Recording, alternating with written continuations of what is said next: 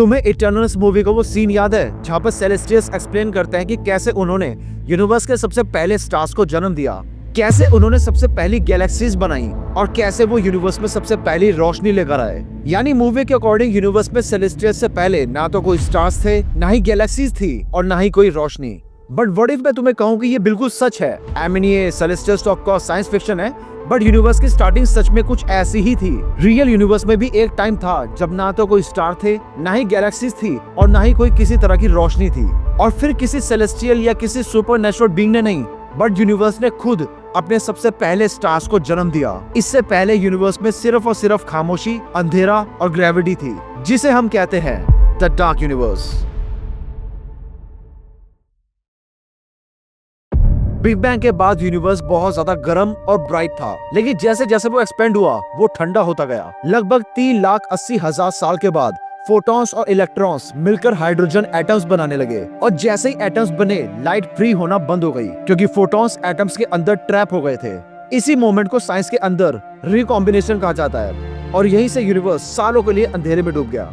इस अंधेरे यूनिवर्स का कंपोजिशन बहुत ही सिंपल था। लगभग 75% हाइड्रोजन, 25% हीलियम और बिल्कुल ना के बराबर लिथियम। उस वक्त ना तो कोई कार्बन थी, ना ही कोई ऑक्सीजन थी और ना ही कोई आयरन।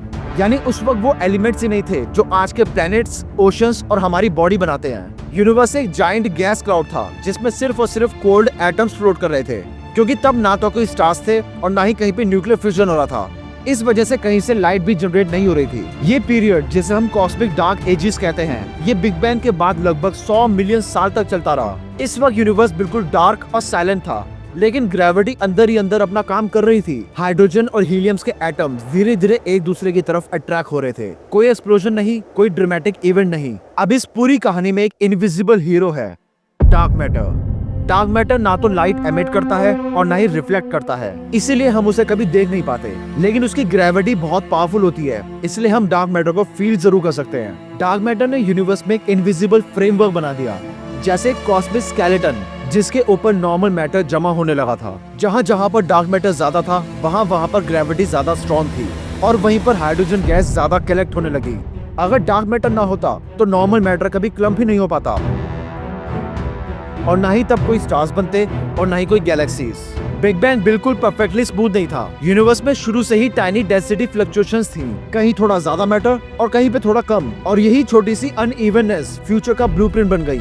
जहाँ थोड़ा ज्यादा मैटर था वहाँ पर ग्रेविटी ज्यादा स्ट्रॉन्ग हो गई और उसने और गैसेस को अट्रैक्ट करना शुरू कर दिया। ये प्रोसेस बिल्कुल स्नोबॉल इफेक्ट जैसा था, जहाँ पर ज्यादा मैटर वहाँ पर ज्यादा अट्रैक्शन। इसी तरह धीरे धीरे वो जगहें बनने लगी जहाँ पर पहली बार गैस इतनी कंप्रेस होने वाली थी कि वहाँ पर कुछ एक्स्ट्रा ऑर्डिनरी होने वाला था। लेकिन इस पूरे दौर में यूनिवर्स अभी भी अंधेरे में ही डूबा था। सब कुछ रेडी था, hydrogen, helium, gravity, dark matter का स्ट्रक्चर, बस एक चीज मिसिंग थी, फायर। न्यूक्लियर फ्यूजन अभी तक शुरू नहीं हुई थी, इसीलिए अभी तक कोई स्टार जल ही नहीं रहा था। यूनिवर्स एक लोडेड गन की तरह थी जिसके अंदर सब कुछ है, बस ट्रिगर दबाने की देरी है। और जब वो ट्रिगर पुल हुआ तब यूनिवर्स में पहली बार रोशनी का जन्म हुआ। यानी कि डार्क एजेस का एंड तब हुआ जब यूनिवर्स में पहले स्टार का जन्म हुआ। डार्क एजेस के बाद यूनिवर्स लंबी नींद से जाग रहा था। हर जगह हाइड्रोजन और हीलियम के जायंट क्लाउड्स फैले हुए थे, लेकिन ये बिल्कुल भी इवनली नहीं थे। कहीं पर गैस ज्यादा थी तो कहीं पर कम।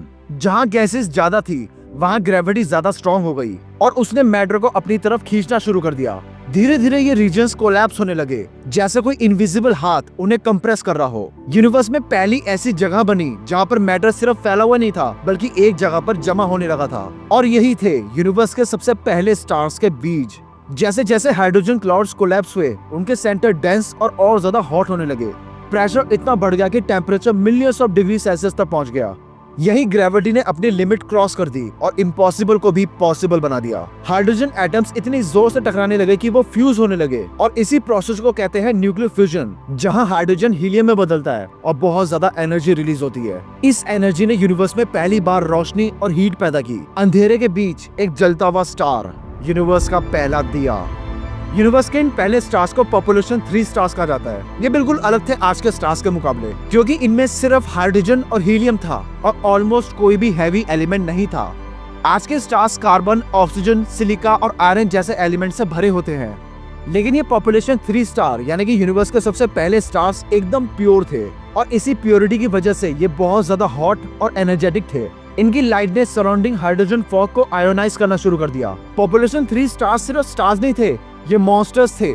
इनका मास हमारे सन से करीब 300 गुना ज्यादा हो सकता था, और जितना ज्यादा मास होगा उतनी ज्यादा ग्रेविटी होगी, जितनी ज्यादा ग्रेविटी होगी उतना ही स्ट्रॉन्ग न्यूक्लियर फ्यूजन होगा। ये स्टार्स अपना फ्यूल रॉकेट इंजन की तरह चला रहे थे। एक ऐसा स्टार पूरी यंग गैलेक्सी से भी ज्यादा ब्राइट हो सकता था। लेकिन इन मॉन्स्टर्स की जिंदगी ज्यादा लंबी नहीं होती। हमारा सन लगभग 10 बिलियन साल तक शाइन करेगा, लेकिन पॉपुलेशन 3 स्टार सिर्फ 2 से 5 बिलियन साल में ही खत्म हो जाता है। देखो, ये स्टार्स इतने ज्यादा अनस्टेबल इसलिए भी थे क्योंकि इनके पास कोई हैवी एलिमेंट्स थे ही नहीं जो कि स्टार्स की एनर्जी को अब्सॉर्ब करके उन्हें स्टेबल रखते हैं। आज के स्टार्स को कार्बन, ऑक्सीजन और आयरन जैसे एलिमेंट स्टेबल रखते हैं, उन्हें बैलेंस प्रोवाइड करते हैं। लेकिन पॉपुलेशन 3 स्टार के पास सिर्फ हाइड्रोजन की रॉ फायर थी, इसलिए जैसे ही उनका फ्यूल खत्म होता था उनका कोर सडनली कोलैप्स हो जाता था। उनका प्रेशर और टेम्परेचर इतना ज्यादा हो जाता था कि वो एक वायलेंट अनअवॉइडेबल एक्सप्लोजन बन जाते थे। ये एक्सप्लोजन थे यूनिवर्स के सबसे फर्स्ट सुपरनोवास, और इसी वायलेंट डेथ में यूनिवर्स को अपने सबसे इंपॉर्टेंट चीज मिली, हैवी एलिमेंट्स जैसे कि कार्बन, ऑक्सीजन, नाइट्रोजन, सिलिका और आयरन। ये सब इन्हीं सुपरनोवा से निकल के पूरे स्पेस में फैल गए। यही एलिमेंट्स बाद में प्लैनेट्स, ओशंस, रॉक्स और जिंदा चीजों के लिए रॉ मटेरियल बने। यानी कि फर्स्ट स्टार ने यूनिवर्स को जीते हुए रोशनी दी और मरते हुए केमिस्ट्री। तुम्हारी बॉडी का भी हर एक एटम कभी न कभी पहले स्टार्स के हार्ट में बना था। तुम लिटरली यूनिवर्स के सबसे पहले स्टार्स की लाशों से बने हो। इन स्टार्स और सबसे पहले ब्लैक होल से निकलने वाली इंटेंस अल्ट्रावायलेट रेडिएशन ने हर तरफ हाइड्रोजन के गैस पर अटैक करना शुरू कर दिया, और इसी प्रोसेस को कहते हैं रीआयोनाइजेशन। ये वही मोमेंट था जब यूनिवर्स ट्रांसपेरेंट होने लग गया था और रोशनी हर जगह फैलने लग गई थी। आज जो हमारा यूनिवर्स इतना ट्रांसपेरेंट है उसका रीजन रीआयोनाइजेशन ही है। रीआयोनाइजेशन का सबसे बड़ा इफेक्ट था यूनिवर्स का ट्रांसपेरेंट बनना। पहले फोटॉन्स हाइड्रोजन एटम्स के साथ टकराकर एब्जॉर्ब हो जाते थे, इसलिए लाइट आगे ट्रेवल कर ही नहीं पाती थी। लेकिन जब इलेक्ट्रॉन्स एटम से फ्री होने लगे, लाइट को रोकने वाला कोई बचा ही नहीं। अब रोशनी लाखों करोड़ों लाइट ईयर्स तक बिना रुकावट के चल सकती थी। इसी वजह से आज हम इतनी दूर की गैलेक्सीज को अपनी आंखों से देख पाते हैं।